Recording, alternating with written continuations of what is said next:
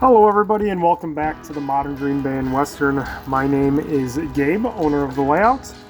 And here we have an eastbound freight headed through the backdrop on the east side of New London. Got a lot of freight on it for Green Bay, especially the port area.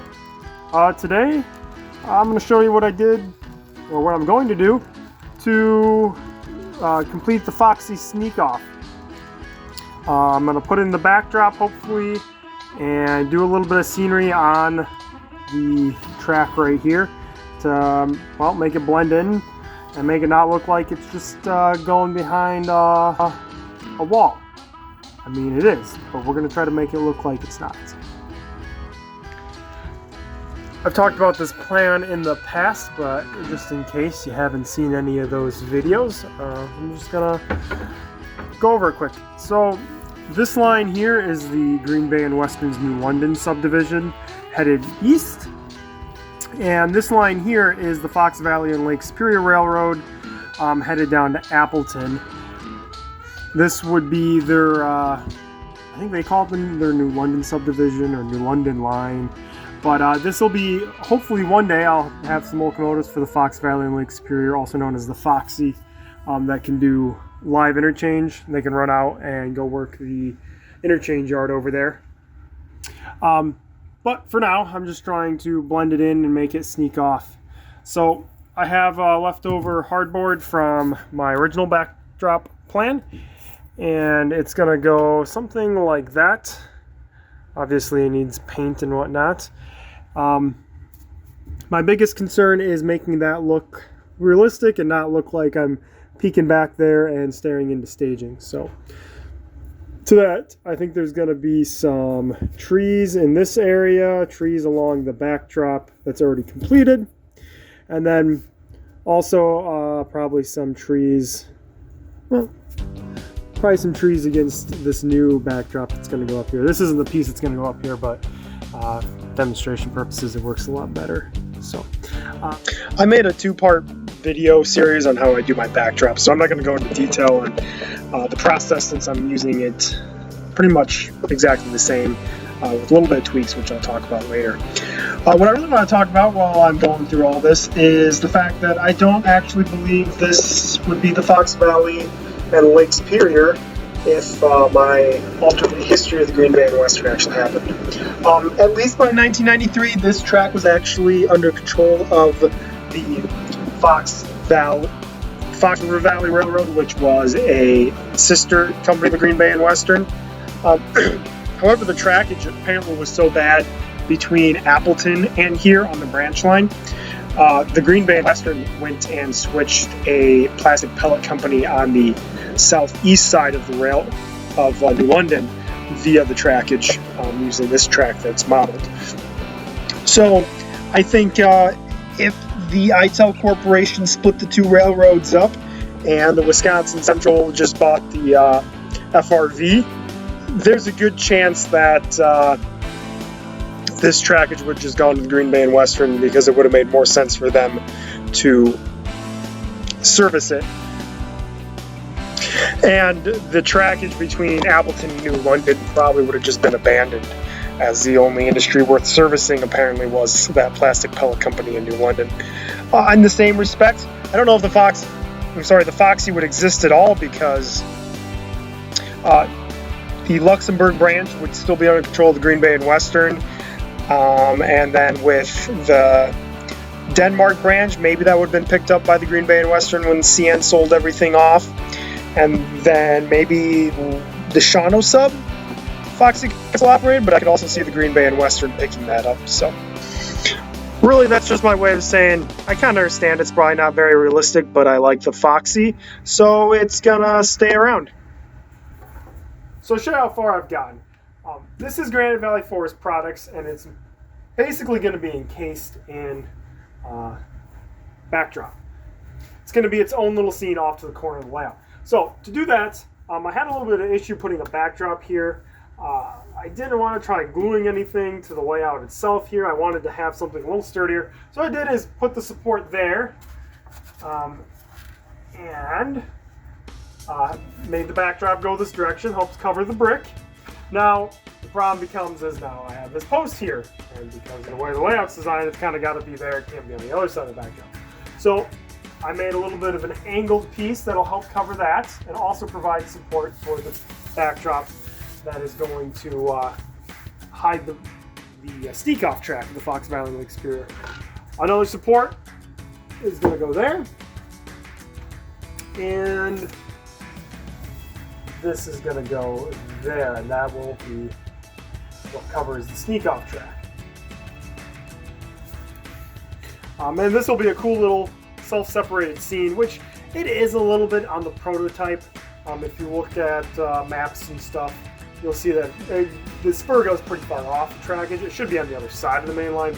Same with the Fox Valley Lake Superior track, but we don't really have room to do that here because of the backdrop. So that's where it's at. Now this is one of my concerns. The point is that you look at the layout kind of in this sense. So that all looks good. Grand Valley Forest Products looks good. Highway 45 overpass project, which will get done eventually, looks good. You know, all this looks pretty decent.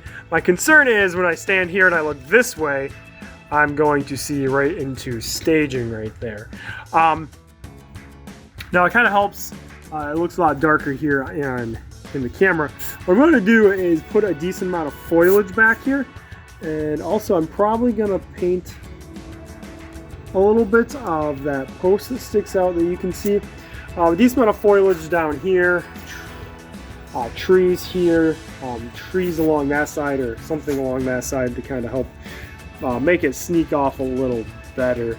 I might also have to paint, and actually I think that's what I'm going to do, paint back there more to kind of help the illusion a lot better. So I feel like a lot of me doing stuff on this layout is me telling people or showing people me doing things that I myself would not recommend doing. The next layout I build, the backdrops are going to be planned and designed when I'm building, because the only way to attach to these right now, other than having it being double-sided or some other way, is screwing it in through the base of the layout, which means I got to climb onto the layout and do it. So that's where I'm headed.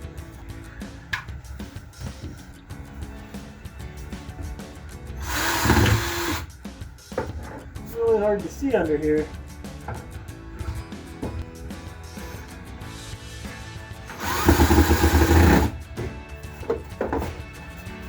Okay, that's it. This is unsecured. I think it'll be fine like that. Then this one will be the next one. This one I think I'm actually going to do some sort of gluing right here.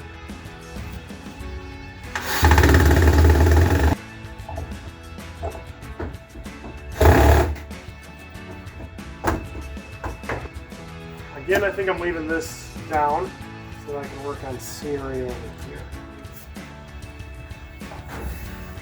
Okay, it's been about 48 hours since I last did something on the layout, thanks to rail fanning and some work. So I installed these two parts of my backdrop. This part is up here temporarily so I can show you something. And then I actually did a little bit of gluing so that these would stick together. Still needs a couple coats of blue. I need to do with my roller, but I wanted to just get a quick coat on there the other night. So I was talking about what to do back here. So I decided to put a backdrop back there in staging, and I'm going to paint that blue, and we're going to continue the scenery about as far as you can see back there, trees and whatnot. So here it is from the Shiocton side. It's just another piece of hardboard that I'm going to sit right about there. I got to get it exact, and I kind of got to trim it down a bit. But that should give you something other than looking at white brick when you look down. And other than like in the two extremes, which I'll show you quick, I think the illusion is going to work really great. So if you really want to ruin the illusion, you can see the white brick there. And something I'd probably fix is if you're over here, you can see the brown on the back side of the backdrop. That I could probably actually fix with just some paint, and that's not so hard. But what I really like about this, and it looks darker back there now, it looks a lot worse on camera than it does in real life, is I put up a piece of hardboard there just to demonstrate the Chi-Octane backdrop. What I like about this is when you look down here, it's going to look like it's going off into another scene, and hopefully it kind of plays on the mind like, oh, well, where's that going? Where's that part of the layout? And makes the layout look more expansive and hopefully more realistic.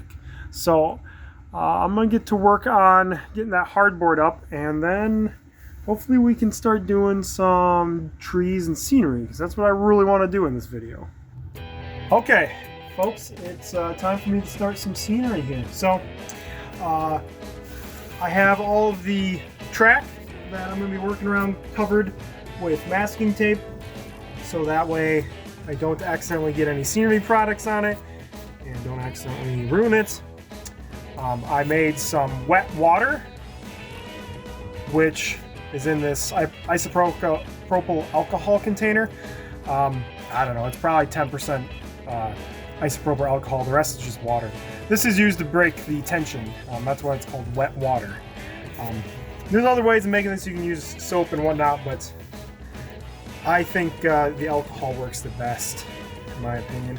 And then I also have some scenic cement that I made up. You can buy this stuff. I made it using, the ratio is not super accurate, but it's about 1/4 glue, just plain Elmer's glue, and then the rest is tap water with just a little bit of alcohol in it to help break the surface tension again, because that's what we're trying to fight. Other things I'm using, real dirt from the backyard. Never underestimate how useful real dirt is in your scenery. A couple different types of grass that I'm using.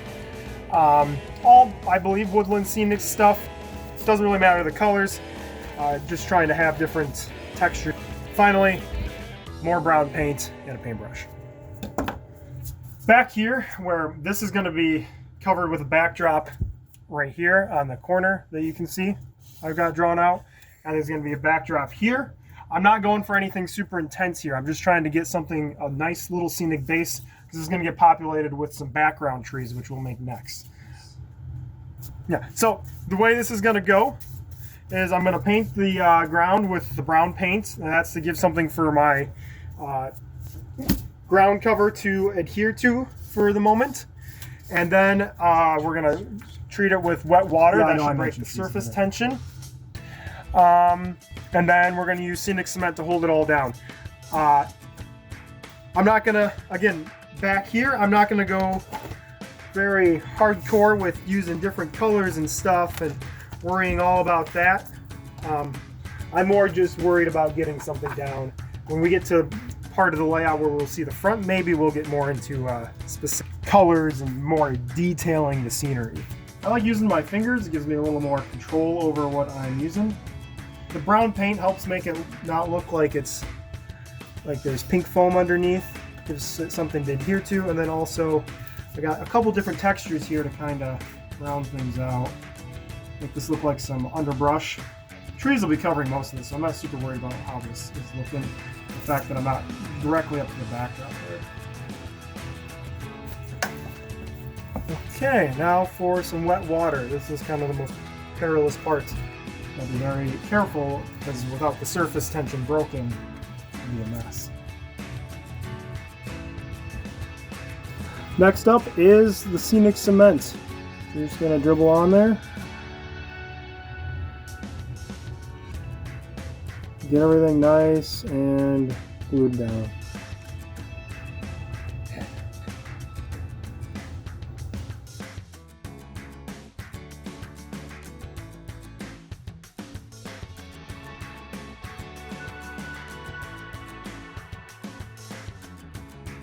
So it currently looks like white glue going on there, but this will all dry clear and we should be good to go.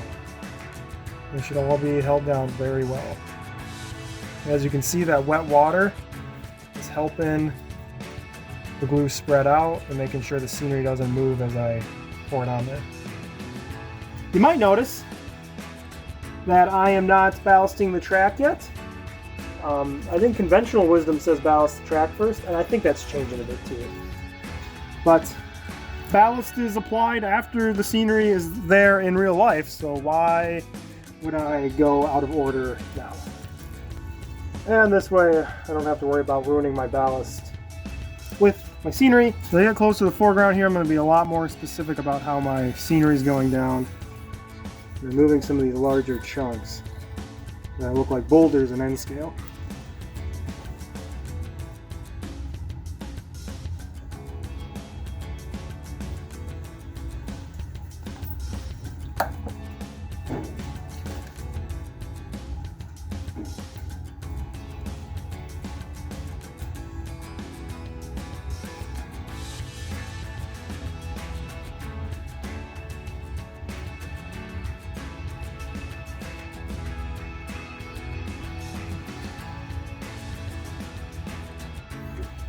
Okay, and with that, I'm going to stop doing ground cover for the time being. Let this dry, and then we'll work on trees. Okay, and with that, this is going to be the end of part 1 of working on the Foxy Sneak Off. Good news is the part 2 has already been filmed. It's just the video was getting way too long, and I wanted something a little more manageable that people could digest in chunks. So, with that, be on the lookout for the next edition of this video, and please like and subscribe, give me a follow, comment, let me know what you think about the project so far, and I look forward to seeing you in the next one. Have a great week.